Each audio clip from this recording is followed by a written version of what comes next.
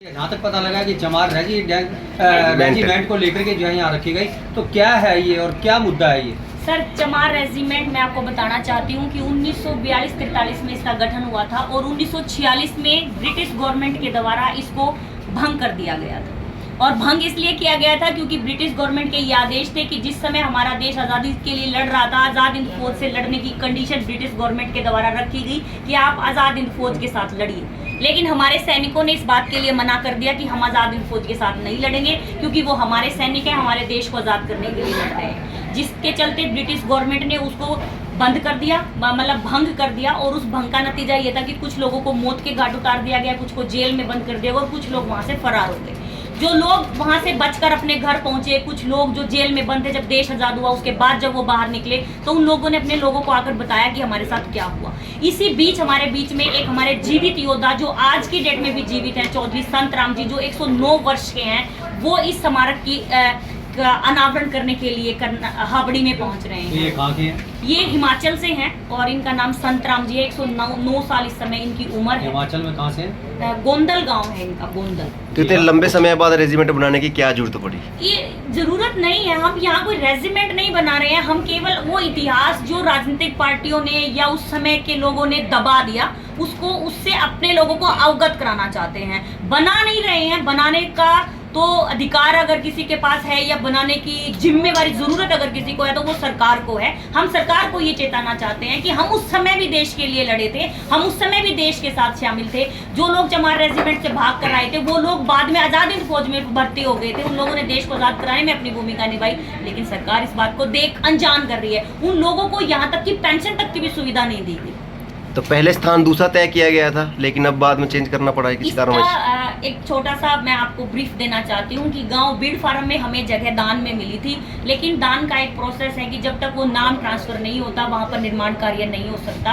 हम लोग वहाँ पर लगातार निर्माण कार्य कर रहे थे, लेकिन एट लास्ट जाकर प्रशासन ने वहाँ पर हमारी संस्था के ऊपर और ग्राम पंचायत के ऊपर ये रोक लगा दी कि भाई जब तक आपके नाम ट्रांसफर नहीं होती तब तक आप इस पे कोई निर्माण कार्य मत कीजिए। लेकिन क्योंकि हम अपने समाज को और अपने देश को ये वादा कर चुके थे कि 1 अक्टूबर को चमार रेजिमेंट स्मारक की स्थापना होगी, तो उसके लिए फिर हमारी आप मजबूरी कहिए या जो वादा हमने किया था उसको पूरा करना था वो समझिए। इसके लिए हम लोगों ने जगह बदलनी पड़ी और जो जिम्मेवारी गुरु ज्योति चैरिटेबल ट्रस्ट ने और एससी खाप महापंचायत ने ली थी वो हम अब पूरी कर रहे हैं। और 1 अक्टूबर 2023 को हावड़ी गाँव में बहुत ही भव्य तरीके से चमार रेजिमेंट स्मारक तो ये जमीन जो है वहाँ ये खरीदी गई है जी, ये जगह गुरु ज्योति चैरिटेबल ट्रस्ट ने खरीदी।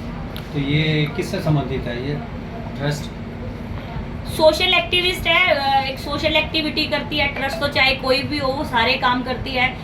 नॉर्मली हमारा जो संगठन एससी खाप महापंचायत है वो एससी समाज के लिए काम करता है और हम दूसरों के लिए भी काम करते हैं, लेकिन शायद थोड़ा झुकाव हमारे समाज की तरफ ज़्यादा होता है, क्योंकि वो जो लोग ज़्यादा ही पीड़ित होते हैं, हमारी संख्या ज़्यादा है, टॉर्चर हमारे साथ ज़्यादा होता है, तो इसलिए हमें अपने लोगों की ज़्यादा आवाज़ उठानी सोनिया मैम, जैसा कि विश्व का ये कार्य प्रथम चमार रेजिमेंट जो होने जा रहा है, क्या ये मोटिवेशन नहीं है कि पॉलिटिक्स को रिलेटेड कुछ ऐसा है? नहीं, ये पॉलिटिक्स को रिलेटेड नहीं है। मैं आपको क्लियर कर देती हूँ, हमने किसी राजनीतिक पार्टी के झंडे को वहाँ पर अलाउड नहीं किया है। बहुत सारी राजनीतिक पार्टियों के हमारे पास इस बात के लिए ऑफर थे कि भैया फला मंत्री को मुख्य अतिथि बना लीजिए, उसको गेस्ट बना लीजिए, लेकिन हमने किसी को भी ना मुख्य अतिथि बनाया है ना ही हमने किसी को गेस्ट बनाया है। कोई सामाजिक व्यक्ति होने के नाते अगर वहाँ आना चाहता है उनका स्वागत है, लेकिन मुख्य अतिथि सिर्फ एक ही होंगे और वो चौधरी संतराम जी हैं जो 109 साल के सैनिक हैं। तो ये स्मारक बनाने की क्या विशेष बात है? इसकी विशेष बात ये है कि जब हम लोग समाज में जाते हैं, आप लोगों के बीच में जाते हैं, तो अक्सर लोग हमें ये कहते हैं कि आज़ादी में आप लोगों की भूमिका क्या थी।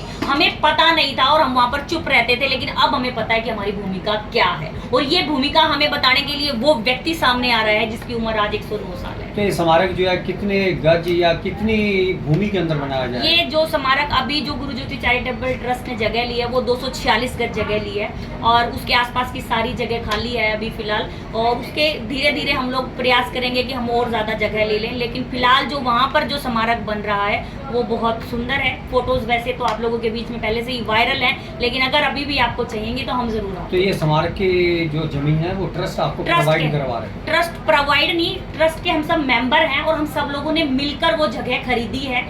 और ये जो जगह है ये इसमें कोई वो नहीं है कि भाई हमने ये किसी व्यक्ति के नाम से खरीदी है, ऐसा नहीं है। ट्रस्ट के नाम से जगह खरीदी है और ट्रस्ट बहुत सारे काम कर सकती है। आप सब लोगों को पता है, चमार रेजिमेंट स्मारक बनाना एक प्रोजेक्ट है, वो ट्रस्ट का एक प्रोजेक्ट है। तो ये कितने लाखों का है या करोड़ का है प्रोजेक्ट? नहीं, इस बारे में तो मैं कुछ नहीं कह सकती हूँ कि लाखों का है या करोड़ों का है, लेकिन संख्या लाखों करोड़ों में होनी चाहिए, मैं ये उम्मीद करती हूँ। चमार रेजिडेंट अभी अस्तित्व में है देश में? नहीं, अभी इसको ब्रिटिश गवर्नमेंट में ही 1946 में भंग कर दिया गया था।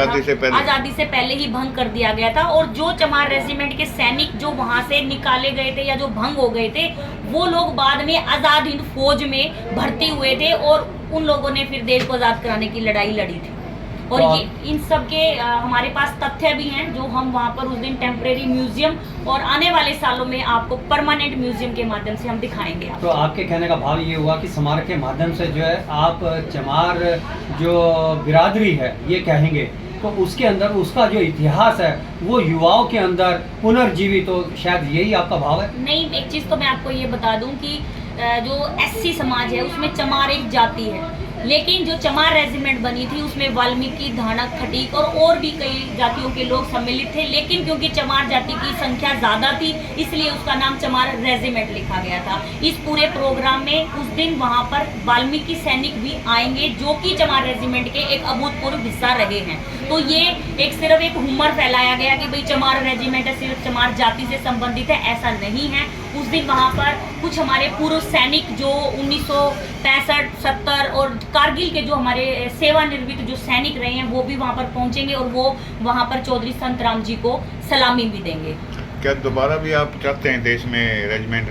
नहीं, ऑलरेडी रेजिमेंट है, जाट है, राजपूत रेजिमेंट है, महार रेजिमेंट है, गोरखा रेजिमेंट है, पहले से हैं। तो हमारी जो केवल इसलिए भंग कर दी गई थी कि ब्रिटिशों ने हमें क्या नाम है भंग कर दिया था। तो आज मैं मेरे देश की सरकार को ये कहना चाहती हूँ कि हम देश के लिए लड़े थे, हमारी जो कम्युनिटी थी वो देश के लिए लड़ी थी, हमें वो मौका दोबारा दिया जाए, रेजिमेंट को दोबारा पुनर्जीवित किया जाए। और लगातार इसकी डिमांड उठती रही है अलग अलग मंचों से, लेकिन स्मारक बनाकर हम बच्चे बच्चे को ये बताना चाहते हैं कि हमारा इस देश की आज़ादी में भूमिका थी, हम उन्हें ये बताना चाहते हैं। तो अंत में स्थान और समय एक बार दोबारा अंत में मैं इतना ही कहना चाहती हूँ कि आप सभी लोगों से मेरा निवेदन है कि 1 अक्टूबर 2023 को गांव हाबड़ी, जिला कैथल में चमार रेजिमेंट स्मारक का अनावरण होने के लिए जा रहा है। आप सभी लोग वहां पर ज्यादा से ज्यादा संख्या में पहुंचे और इस कार्यक्रम को सफल बनाएं।